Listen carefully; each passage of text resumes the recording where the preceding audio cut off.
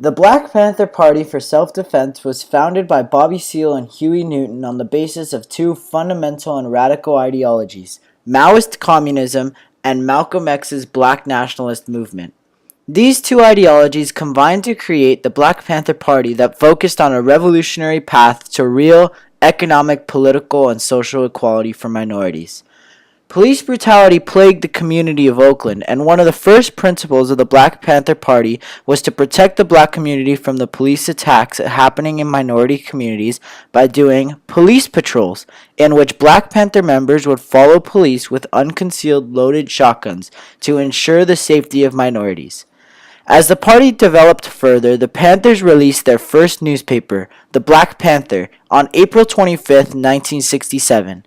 In the following months, the Black Panther movement, fully armed, marched under Bobby Seale to the California state capitol to protest the criminalization of carrying loaded weapons in public, which would jeopardize party activity and programs against police brutality.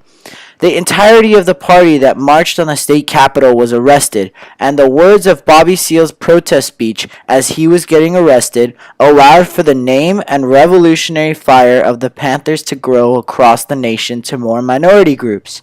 The same increase of the fire occurred when Huey Newton, the public minister of defense for the Panthers, was arrested on circumstantial evidence for the killing of an Oakland policeman. Newton's arrest initiated the Free Huey campaign by Panther Eldridge Cleaver, which became a central unifying factor, even allowing for different organizations such as the SNCC, Brown Berets, and Poor People's March to unify with the Panthers. The backlash from the United States government came from the FBI, who began a program called COINTELPRO, counterintelligence program, to destroy the program through surgical assassinations of leaders and follow these assassinations with widespread use of police arrests, psychological warfare, and party divisions. On a domestic level, the Panthers began to initiate the Free Breakfast for School Children program that grew nationally to feed 10,000 impoverished children in minority communities. The end of the 1960s brought about legal conflicts, such as the arrest of Bobby Seale, where he was denied the constitutional right to counsel and eventually indicted on 16 charges for 4 years in jail while being gagged in the courthouse. The Panthers continued to grow, and although Bobby Seale was in jail, reached up to 5,000 members with 45 chapters across the United States. By 1971, the newspaper circulation of the Panther Party reached 250,000 readers, and Newton's release from jail revamped the socialist programs funded by the Panther movement, such as the Free Breakfast for Children, free medical clinics, homeless housing, free clothing for homeless, and senior citizen help programs. Unfortunately, the Panther Party disintegrated throughout the 70s as fabricated FBI letters divided the Panther leadership and led to widespread abandonment from leaders such as Eldridge Cleaver, Bobby Seale, and Huey Newton. Eventually, the Panther movement became disarrayed with no leadership. The belief that the Black Panther Party for self-defense was not positive to the civil rights struggle was often given. However, many people believe that the Black Panthers were essential to the civil rights movement as a whole because they provided pride to the black community, help to the minorities that struggled, and positive effects to the blacks that lost faith in the integration method. Bobby Seale stated that there were 3 phases to the civil rights struggle. 1. Ending legal segregation. 2. Empowering the black community and giving pride to the minorities. And 3. Ending economic oppression. The Black Panther Party is successful in empowering the nation and providing the black community with efforts of pride and hope for a better future for the black community.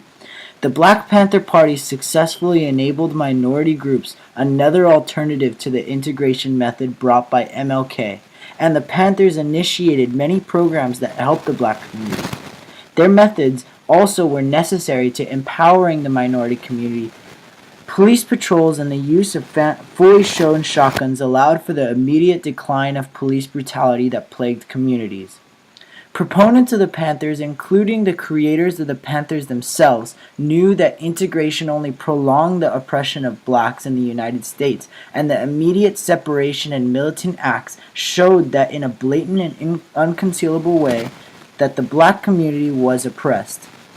Although much of what they are remembered by may be militant acts, these militant acts provide pride to the black community and show clearly that the black community must stand against the machine to truly achieve equality and freedom from this lesser status. Overall, while the Black Panther Party may have had virtuous goals for the benefit of all, they became more well known for their violent tactics harming the country as a whole.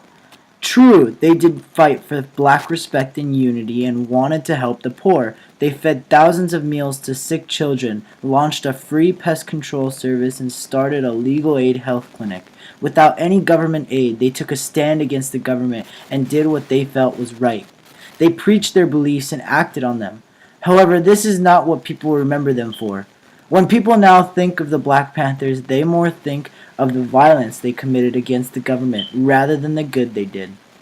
They think of businesses and institutions being bombed or set on fire because they might be racist. They think of Molotov cocktails being thrown at buildings. They think of shootings and attempts to scare the police. The Black Panthers, although their views are understandable, are known more for their brutality than anything else.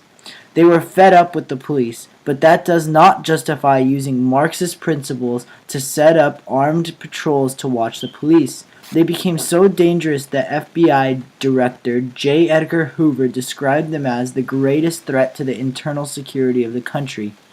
Doing all he could to stop them, he ensured spokesmen were killed and eliminated black militant leaders. The Black Panthers did have justified goals and preached for the protection of the poor and minorities. Unfortunately, these goals became overshadowed by their violence and guerrilla warfare against the government, thus making them ultimately a negative for the country.